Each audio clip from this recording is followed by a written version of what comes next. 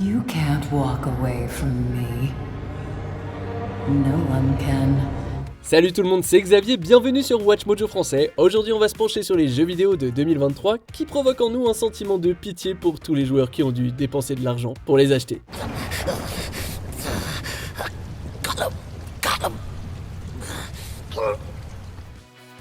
Numéro 10, Unholy. Get her! Don't let her interrupt the ceremony.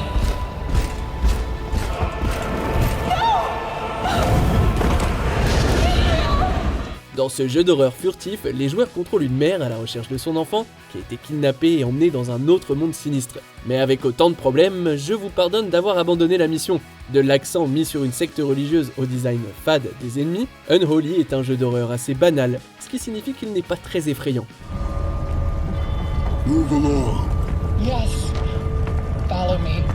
Même si l'histoire n'était pas dénuée d'inspiration, il reste que les commandes sont frustrantes, horribles pour la furtivité, qu'il y a une myriade de problèmes techniques, des combats et des énigmes ô combien répétitifs, et un doublage plutôt médiocre. Bien que certains aient loué le niveau de détail de ces deux mondes, ça n'a pas d'importance quand on s'amuse si peu à jouer à un jeu.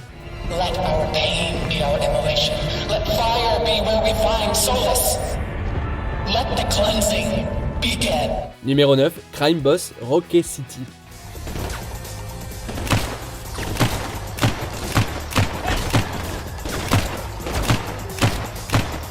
Dans certains cas, faire jouer des acteurs de cinéma dans des jeux peut donner des résultats extraordinaires, mais ce n'est visiblement pas le cas ici. Rocket City a peut-être suscité notre intérêt en raison de l'importance qu'il accorde au cambriolage et de la présence de Chuck Norris, Danny Glover et Kim Basinger au casting, mais une fois que les joueurs l'ont essayé,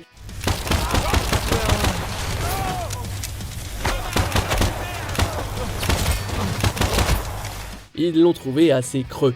Aucun des acteurs n'offre des performances dignes de leur réputation dans les films policiers, ce qui signifie qu'ils ne peuvent pas porter les intrigues qui ne tiennent pas la route.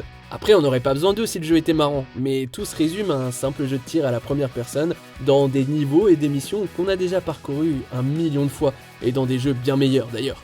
A nominal success. I hope it proves to be lucrative. Numéro 8, Testament, The Order of High Human.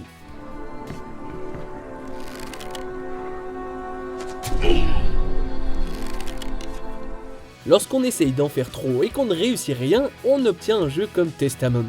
Ce RPG d'action à la première personne se déroule dans un monde ouvert fantastique avec des éléments de Metroidvania. Bien que ça soit incroyablement séduisant sur le papier, les développeurs se sont trompés dans presque toutes les catégories. L'histoire, celle d'un roi usurpé par son frère maléfique, ne va jamais au-delà de ce à quoi on s'attend, pas plus que son cadre générique. Our Creator, the truth to all things, the one who creates.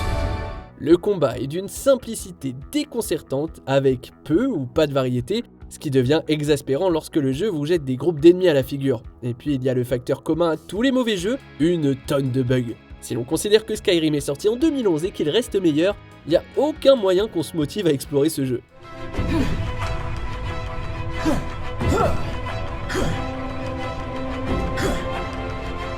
Numéro 7, Loop 8, Summer of Gods. Humanity has fought the long defeat. Space offered us renewed hope. But even that escape route went up in flames. Le genre JRPG gagne en popularité chaque année. Malheureusement, ça veut dire que lorsqu'un jeu se plante autant que Loop 8, il s'attire une haine beaucoup plus universelle. Le jeu se déroule dans un Japon alternatif des années 80 et suit la lutte de l'humanité contre les démons. Oui, vous vous dites sûrement que l'histoire paraît assez ordinaire, et bah vous avez pas tort. Rien dans l'intrigue, les personnages ou l'écriture ne laissent une grande impression, ce qu'un jeu de rôle doit absolument réussir à faire s'il veut fonctionner. For family reasons, Miss Ichika's affairs are shrouded in mystery. But I've been told to mind my own business. L'autre élément dont le jeu a besoin, c'est une accroche satisfaisante, mais les mécanismes du jeu sont simplistes, ce qui entraîne beaucoup de répétitions et donc beaucoup d'ennuis. Dans un genre aussi encombré, faut savoir se démarquer, et j'ai le sentiment que Loop 8 est destiné à être oublié. I really am cursed. After all. Numéro 6, Redfall. Jake, what's it like to talk with a frickin' bird? Ain't much of a conversationalist. Just shows me what I need to see. Les conditions étaient idéales pour que Redfall soit un succès. Il avait l'attrait de la reprise d'une ville aux vampires et ce qui semblait être des classes de personnages variées. Mais la facette la plus prometteuse, c'était le développeur Arkane, à l'origine de Deathloop et de la série Dishonored. Lorsque les joueurs ont mis la main dessus, ils ont découvert l'un des titres les plus pourris de 2023.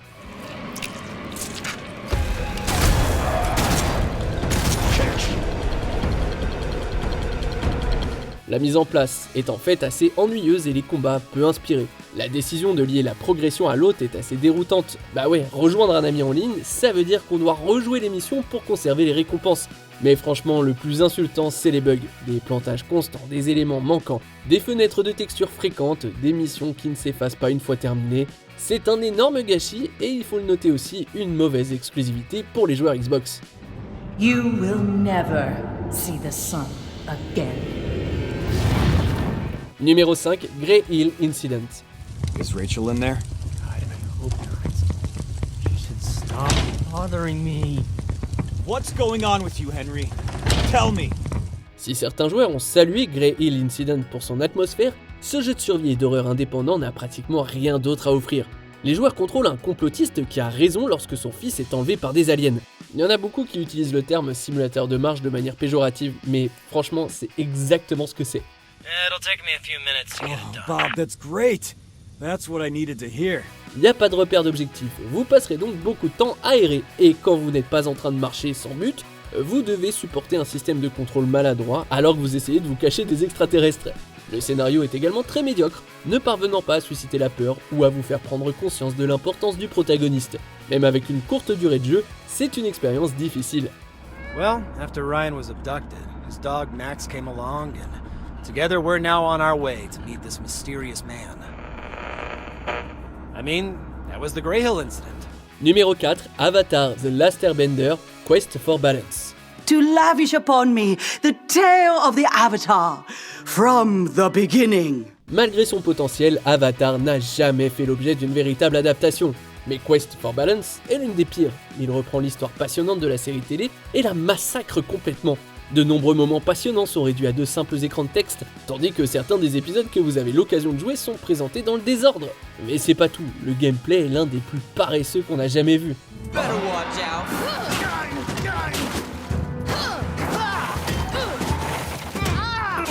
L'abondance de puzzles à blocs coulissants et de sections de courses sans fin donne l'impression que ce jeu a été développé pour les téléphones.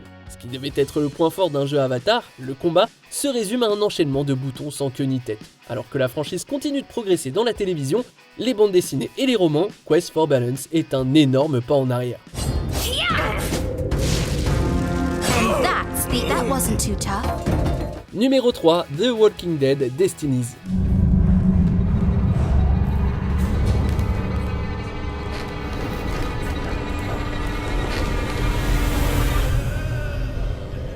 L'idée de prendre des événements dans The Walking Dead et de laisser le joueur les modifier par ses décisions, ça semble intriguant comme ça. Mais même les fans de zombies les plus acharnés devraient rester loin de ce jeu. What do you think's gonna happen when you show up without me? It's a dangerous world out there, Mr. Yo. Destinies est sorti à la fin de l'année sans grande fanfare, ce qui est surprenant compte tenu de l'ampleur de la propriété intellectuelle. Ceux qui ont pris le temps d'y jeter un coup d'œil l'ont trouvé tellement désordonné qu'il est à la limite du jouable.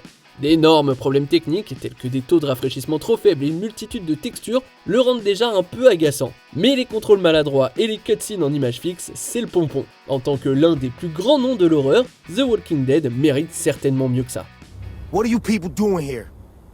None of your concern. Don't tell me what's my concern. You're free now. Why are you still here?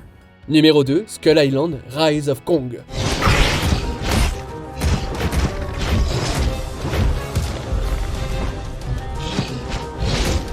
Lors de la sortie de Rise of Kong, une scène particulièrement mauvaise est devenue virale. Et permettez-moi de vous dire que ce n'est que la partie émergée de l'iceberg. Les joueurs contrôlent Kong après la mort de ses parents et doivent explorer Skull Island en quête de vengeance. Les graphismes sont horribles, même comparés à ceux des jeux sortis il y a 20 ans.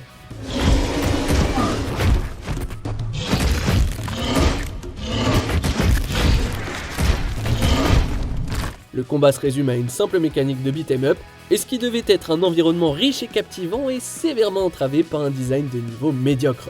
Game Mill Entertainment, l'éditeur de Quest for Balance, aurait forcé le développeur Iguanabi à sortir le jeu en un an seulement. c'est donc pas surprenant que ça soit un tel gâchis.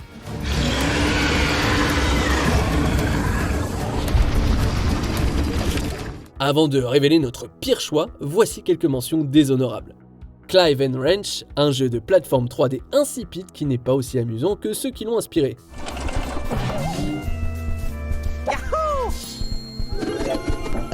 Quantum Error, un prémisse prometteur gâché par une performance médiocre et une histoire médiocre.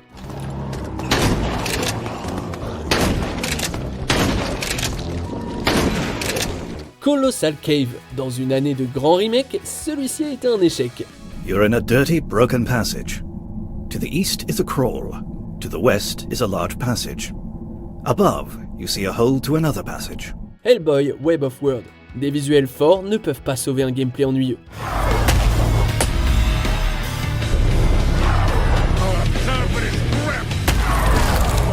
DreamWorks All-Star Kart Racing.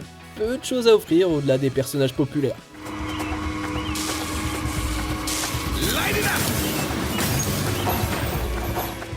On arrive presque à la fin. Nous publions de nouvelles vidéos chaque jour, alors avant de continuer, abonnez-vous et activez la petite cloche et les notifications sur téléphone pour ne rien rater. Numéro 1, The Lord of the Rings Gollum. Leave us. I want to hear what he has to say. Si Kong est un king, il n'a pas pu renverser le règne de Gollum. Dans un monde aussi vaste et magique que la Terre du Milieu, c'est étonnant que les fans aient eu droit à un jeu aussi médiocre. Le jeu se déroule entre l'histoire du Hobbit et la trilogie, et les joueurs contrôlent Gollum lors d'un voyage visant à récupérer l'anneau unique. Mais vraiment, bonne chance pour arriver jusqu'au bout de ce jeu et voir ce qui s'y passe, parce que franchement je ne sais pas comment décrire ce jeu à part avec le mot ennui. Hey, who wants to join the brainless maggots down there? What is it doing? Vous allez marcher, vous allez grimper, vous cacher, et puis voilà, c'est à peu près tout. Ou plutôt vous essaierez de faire ces choses car le jeu est tellement bourré de bugs que votre patience sera mise à rude épreuve sur deux fronts. Sans parler des graphismes épouvantables. Le jeu a été si mal reçu que Daedalic Entertainment a licencié sa division de développement pour se concentrer uniquement sur la publication. Ouch.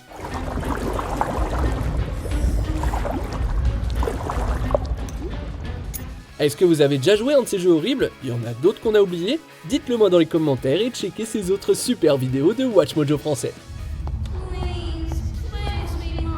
Why are you doing this to me? Que pensez-vous de notre sélection? Dites-le moi dans les commentaires et checkez ces autres super vidéos de WatchMojo français.